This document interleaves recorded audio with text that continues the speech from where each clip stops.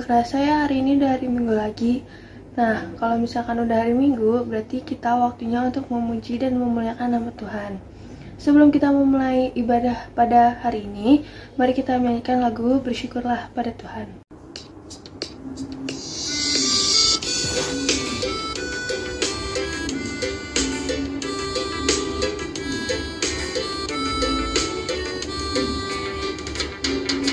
Bersyukurlah pada Tuhan, serukanlah namanya,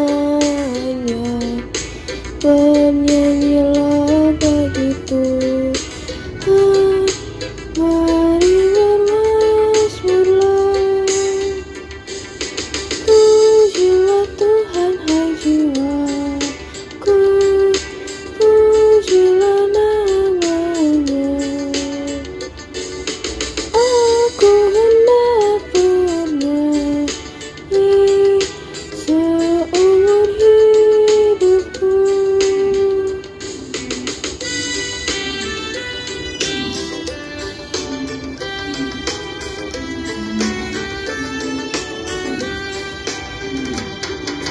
Hatiku siap ya Tuhan, bernyanyi dan bermazmur, karena Engkau Maha baik, setia dan benar. Pujilah Tuhan hai jiwaku, pujilah namanya. Aku hendak bernyanyi seumur hidupku.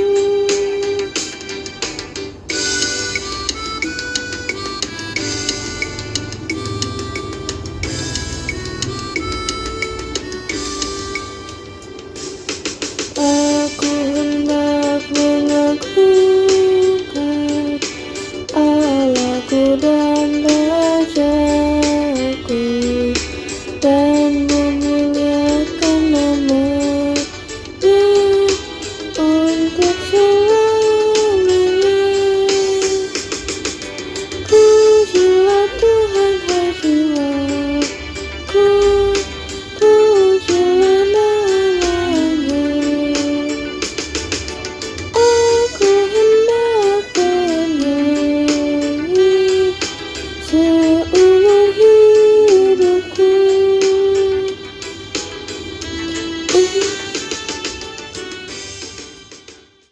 Nah, teman-teman, sebelum memulai ibadah pada hari ini, mari kita bersatu dalam doa.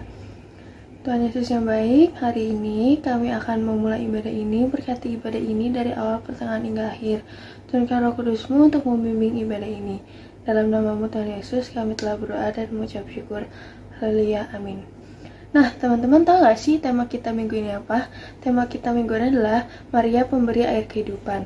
Sebelum kita memasuki firman Tuhan pada hari ini, mari kita menyanyikan lagu Waktu Tuhan. Bila Kau izinkan sesuatu terjadi,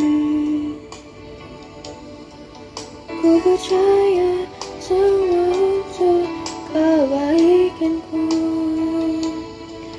Bila nanti telah tiba waktumu, ku percaya kuasa-Mu memulihkan hidupku. Waktu Tuhan pasti yang terbaik, walau kadang tak mudah dimengerti. Lewati cobaan, ku tetap percaya waktu Tuhan pasti yang terbaik.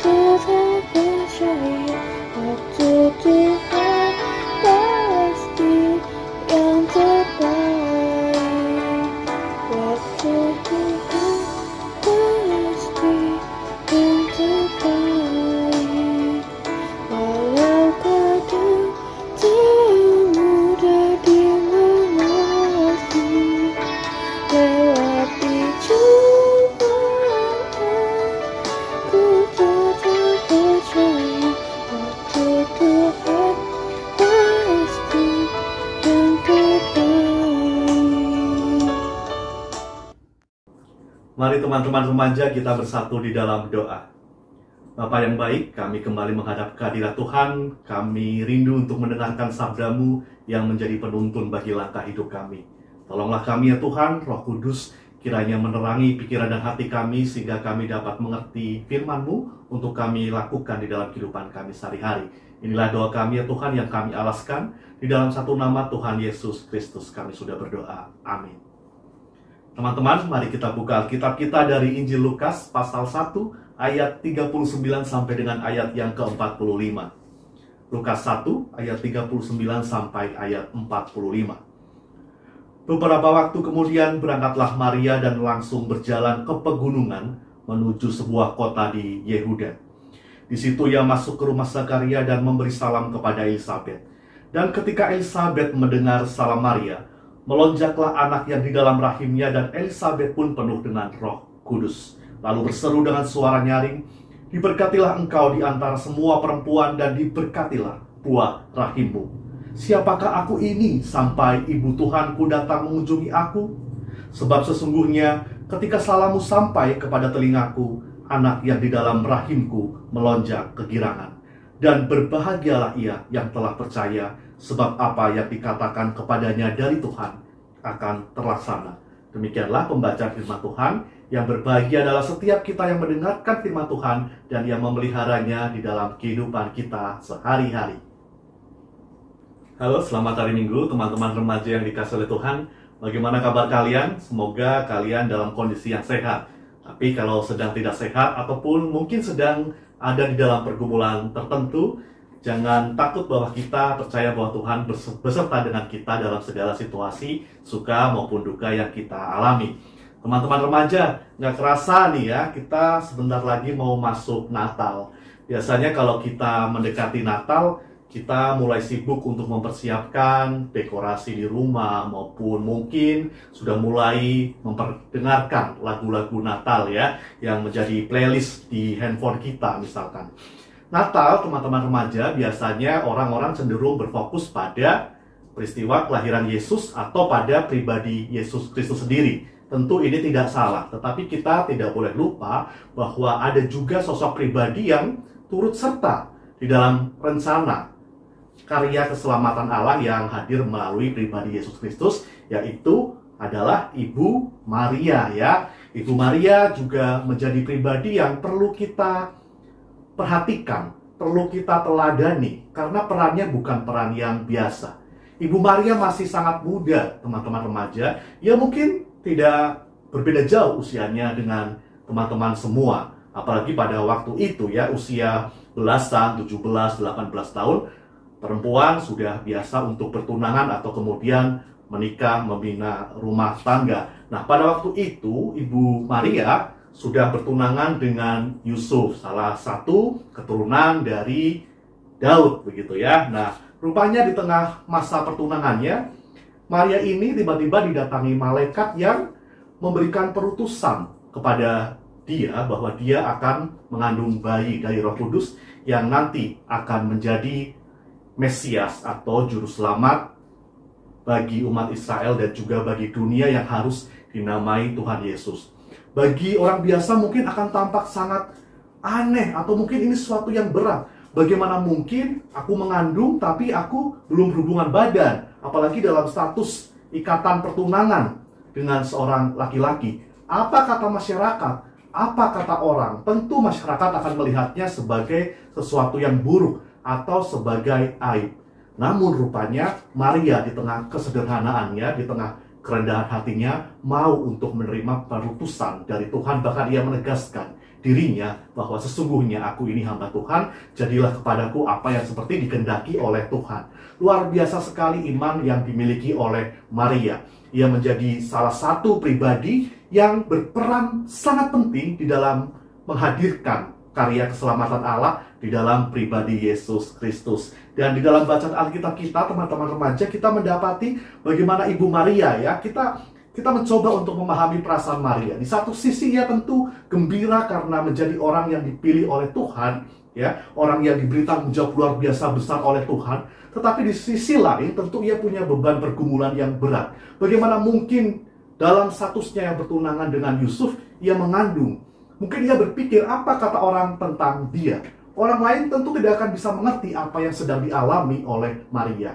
Tetapi rupanya di dalam ketegangan antara perasaan gembira karena mendapatkan tugas dari Tuhan, juga antara perasaan terbeban atau mungkin sedih, bergumul dengan bagaimana pandangan orang terhadap dirinya, ia berangkat menemui Elisabet, kerabatnya.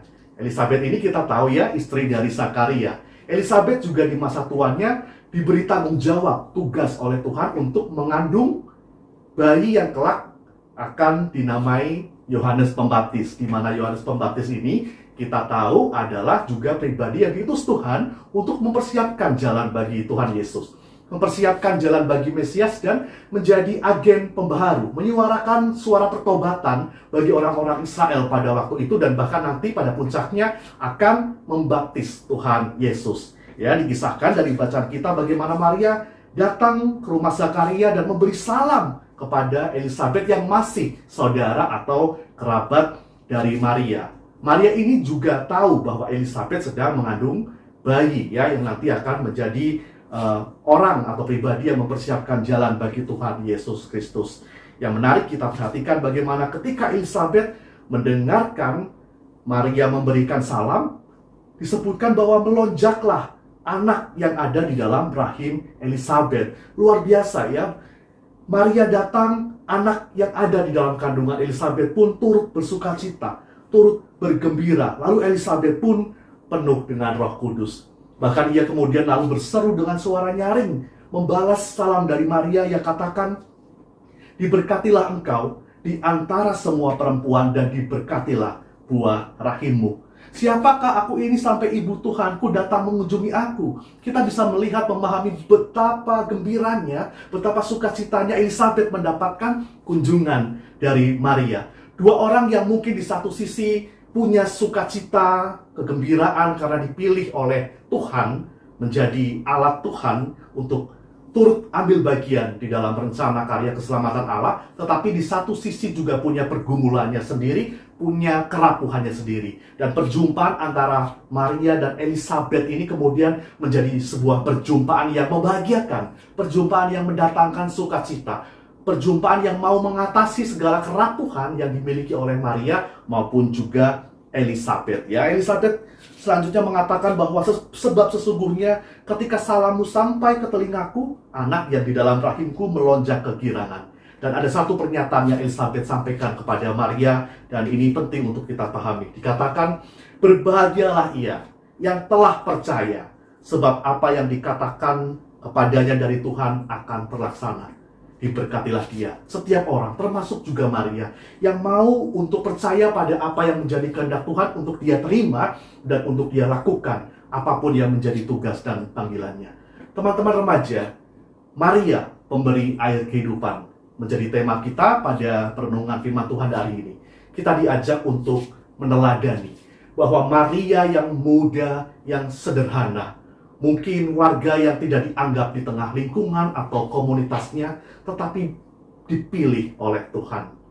Betapa Tuhan itu memperhatikan orang yang tersisih, orang yang kecil, orang yang tidak dianggap, orang yang kerap kali diasingkan. Tetapi Tuhan mau pilih Maria yang dengan segala kerendahan hatinya, kesederhanaannya, mau untuk menerima tugas yang tidak mudah dari Tuhan. Ya, tugas yang tidak mudah, tugas yang membuatnya tentu bergumul dengan berat. Bagaimana nanti masyarakat akan melihat dia. Tetapi ia mau terus berjalan. Ia tetap setia, taat untuk memenuhi apa yang sudah Tuhan percayakan kepadanya. Sampai kemudian dengan setia ia pun mengandung bayi Yesus dan kemudian dilahirkan. Yesus Kristus yang menjadi juru selamat kita. Maka pada saat ini kita mau mencoba melihat di dalam kehidupan kita, teman-teman. Bagaimana ketika Tuhan memilih kita, memanggil kita, mengundang kita, misalkan untuk melayani. Apakah jawab kita ketika Tuhan ingin supaya kita berpartisipasi, memberikan kontribusi bagi pelayanan di tengah keluarga, di tengah lingkungan sekolah mungkin, atau bahkan di lingkungan gereja? Adakah kita mau meneladani kesederhanaan dan kerendahan hati dari Maria untuk, iya, aku mau menerima tugas darimu, aku mau melakukannya dengan taat dan setia. Atau kita menjawab, oh nanti dulu Tuhan, saya masih punya banyak kesibukan, saya belum mampu, saya punya banyak keraguan yang masih harus diselesaikan. Atau apa jawab kita? Nah, kita belajar dari Maria. Sebagai anak muda Tuhan, Tuhan juga memanggil kita untuk aktif di dalam persekutuan, kesaksian, dan pelayanan. Jangan menjadi anak muda Kristen yang tidak punya nilai hidup Kristiani, yang berani bersaksi untuk mengatakan bahwa aku pengikut Kristus, sikapku berbeda, cara hidupku berbeda, dan pengetahuanku tentang kehidupan juga berbeda. Ya, dari kebanyakan cara orang yang hanya ingin bersikap egois, atau hidup di dalam budaya konsumtif, atau mereka yang terjerat melarikan diri kepada narkoba dan pergaulan bebas, serta hal-hal yang menjerumuskan kita. Maka, mari kita bersama-sama di Minggu Advent yang keempat ini, kita akan segera menyambut Natal, teladani Ibu Maria, Sang Pemberi Air Kehidupan. Inilah firman Tuhan, mari kita renungkan dan kita lakukan di dalam kehidupan kita sehari-hari. Amin. Saat teduh untuk kita.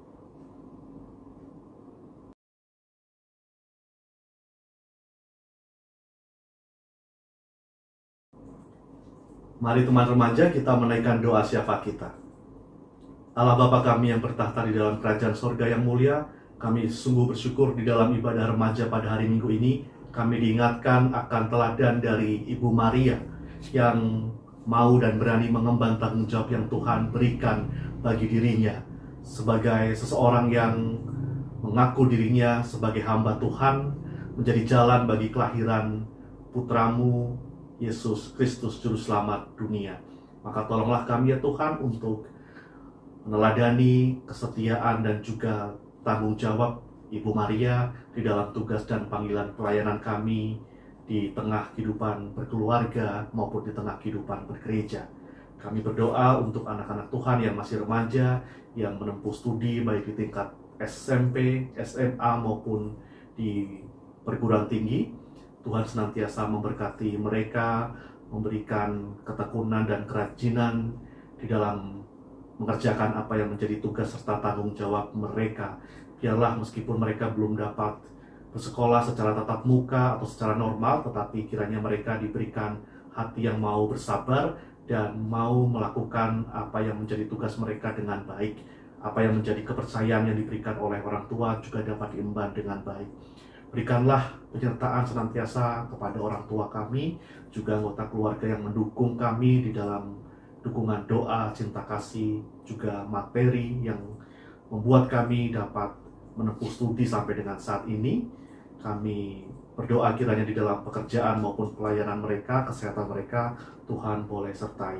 Juga untuk Komisi Remaja GKI Jati Bening Indah, yang dipanggil juga untuk terus mewartakan cinta kasih-Mu, berikanlah anak-anak remaja di GKI Jati Bening Indah ini hati yang mau untuk melayani, hati yang mau berpartisipasi di dalam mengembangkan kehidupan persekutuan di tempat ini melalui apa yang menjadi kreativitas mereka, bakat serta talenta mereka.